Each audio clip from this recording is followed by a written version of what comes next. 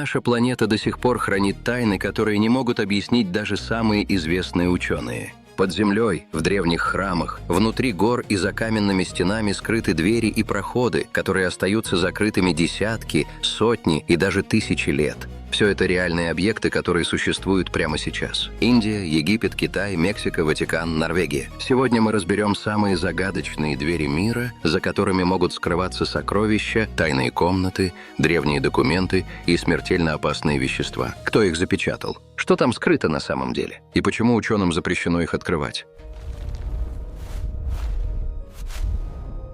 Под храмом Падманабхасвами находится 6 подземных хранилищ. В 2011-м после решения Верховного суда Индии открыли 5 из 6 помещений, и уже этого хватило, чтобы находку назвали одной из крупнейших в истории. Из тайников достали золотые статуи в человеческий рост, мешки с драгоценными камнями, рубиновые ожерелья длиной в несколько метров, древние монеты разных эпох, золотой трон, усыпанный сотнями бриллиантов, и массивную золотую цепь длиной 5,5 метров и весом 3,5 килограмма. Стоимость найденного оценили более чем в $22 миллиарда. Но самое странное связано с 6-м хранилищем, которое называют хранилищем Б. Его так и не открыли, и именно оно считается самым загадочным во всем храме. Эта дверь вообще не похожа на обычный вход. На ней нет ни ручек, ни петель, ни засовов. Есть только изображение кобр, а в местной традиции это воспринимают как знак защиты и прямой запрет на вскрытие. По храмовым правилам такую дверь нельзя открыть силой или инструментами. Считается, что она запечатана особым способом, и доступ к ней возможен только через специальный ритуал. С этим связана так называемая «змеиная печать». Это представление о том, что вход закрыт с помощью мантры. Смысл в том, что открыть эту дверь может только человек, который точно знает нужные слова и правильную последовательность обряда.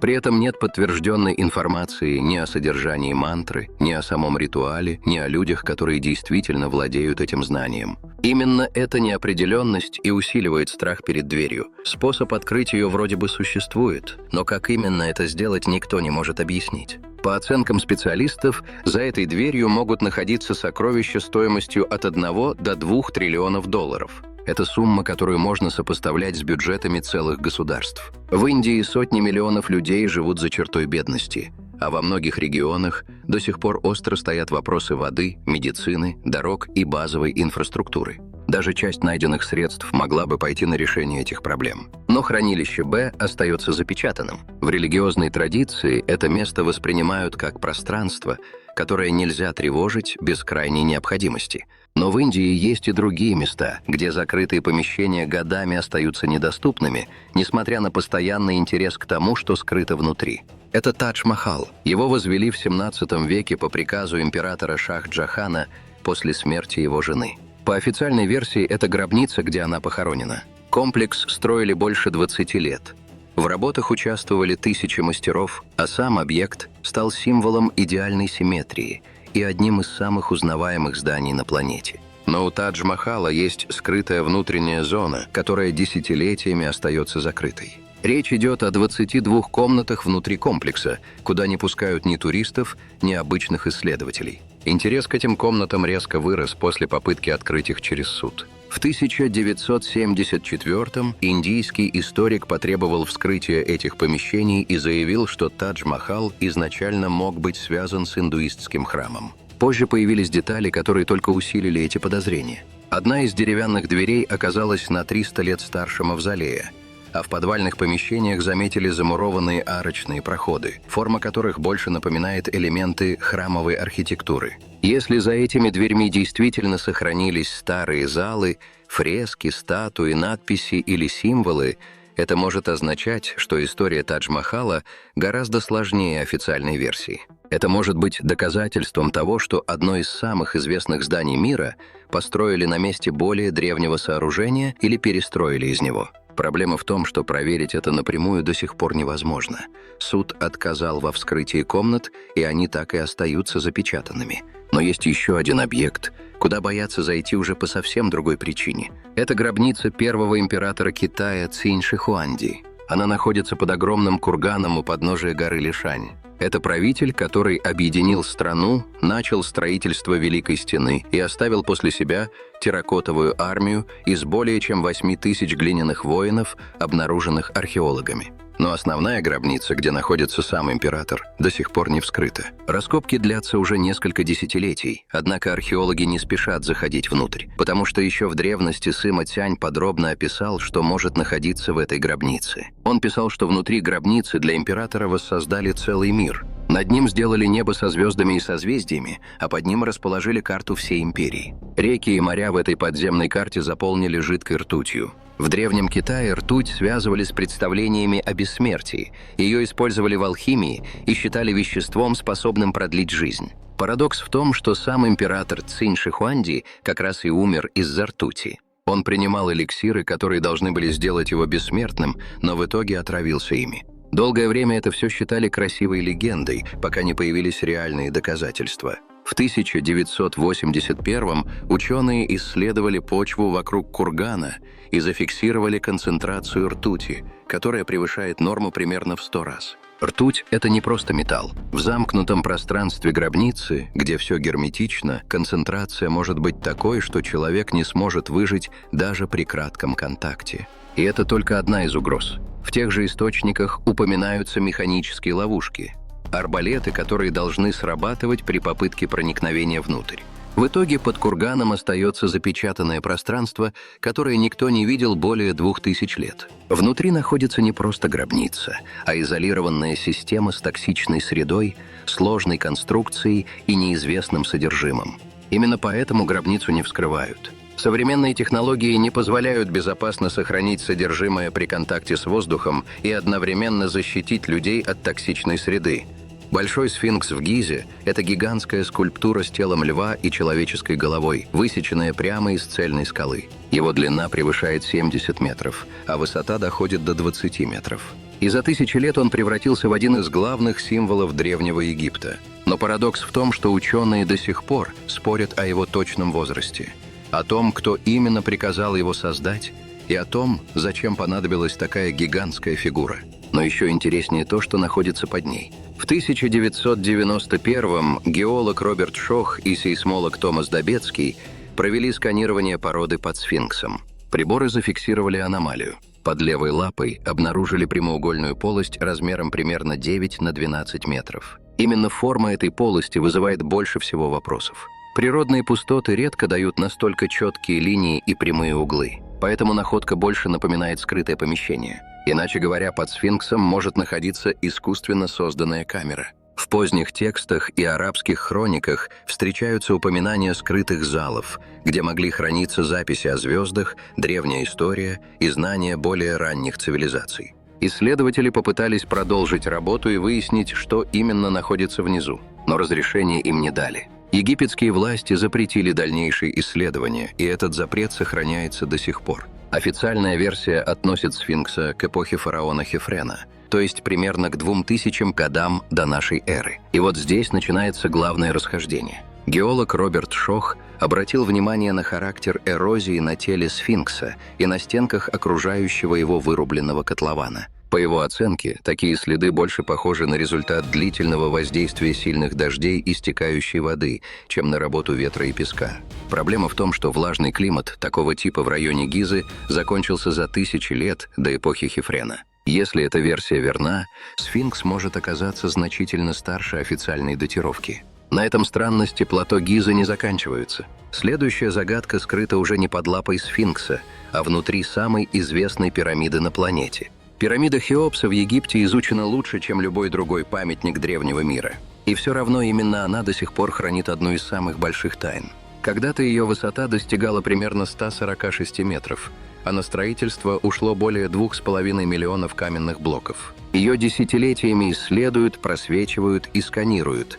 Но главный вопрос по-прежнему связан не с внешним обликом пирамиды, а с тем, что скрыто под ней. Если вам интересно, что будет дальше, обязательно подпишитесь на канал и поставьте лайк. Внутри пирамиды проходят узкие шахты сечением примерно 20 на 20 сантиметров. Человек туда не помещается, поэтому исследовать их пришлось с помощью роботов. В 1993-м один из таких аппаратов отправили в южную шахту. Он поднялся по наклонному проходу примерно на 65 метров и в конце уткнулся в гладкую каменную плиту. В нее были вделаны два медных элемента, похожих на ручки. Для внутреннего тоннеля древней пирамиды такая деталь выглядит слишком странно, чтобы считать ее случайной. Позже, в 2011-м, другой робот смог частично пройти дальше. Он просверлил первую плиту и показал, что за ней находится еще одна такая же. Если перед нами просто вентиляционная шахта, у нее не должно быть каменных дверей. Не меньше вопросов вызывает сама геометрия этой шахты. Она идет вверх под точным углом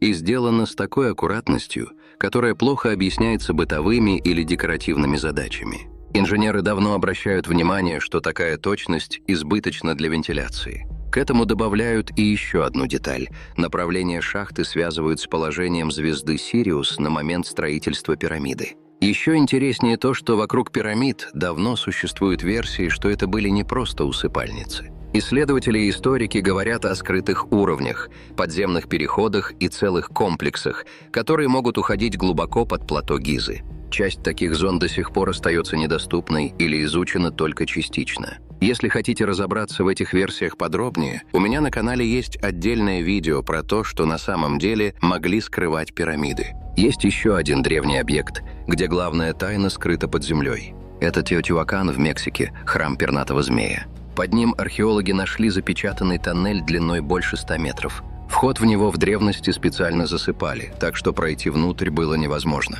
Когда тоннель начали расчищать, внутри обнаружили тысячи предметов. Нашли каменные статуи, маски, украшения, раковины, ритуальные ножи, деревянные предметы, которые вообще редко сохраняются в таком виде, и даже шары, покрытые перитом, из-за чего они блестели как металл. Но самые важные находки ждали в конце тоннеля. Там находились несколько помещений. Исследователи рассматривали версию, что это может быть место захоронения правителей Теотиуакана или особо важная ритуальная зона. Проблема в том, что сам Теотиуакан до сих пор остается городом без понятного правителя.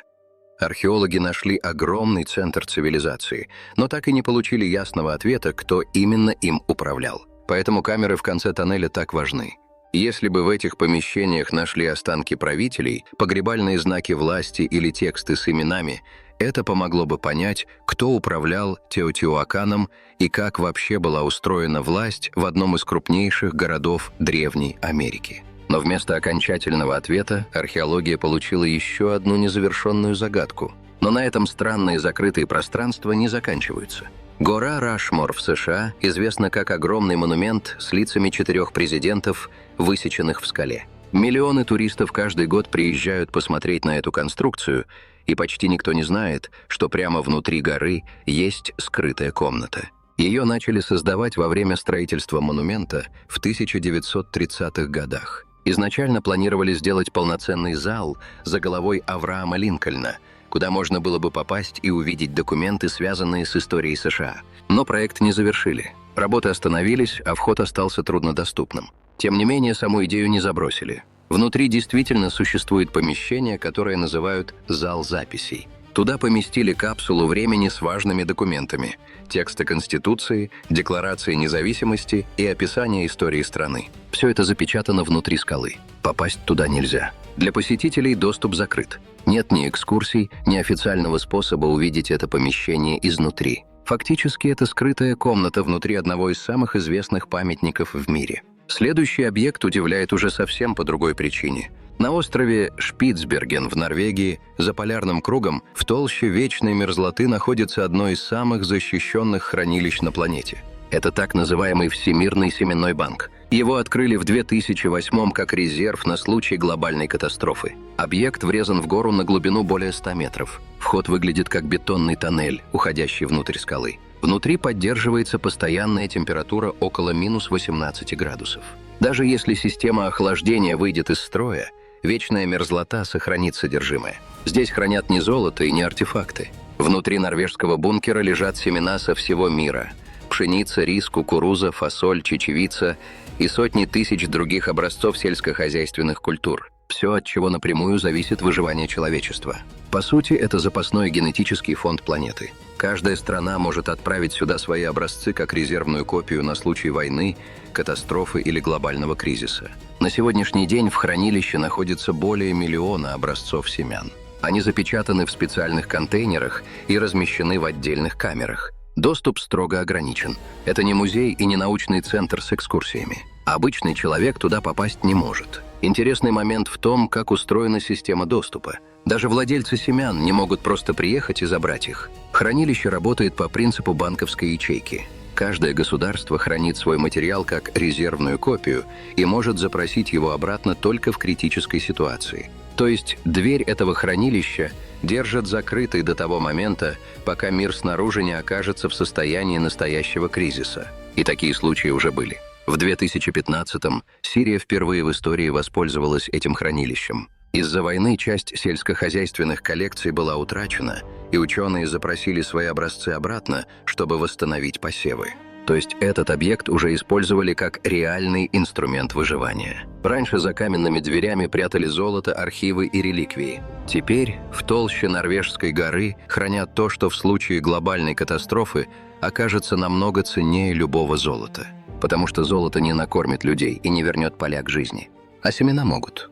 Если привычный мир рухнет, именно они дадут шанс снова выращивать еду и буквально начать все заново.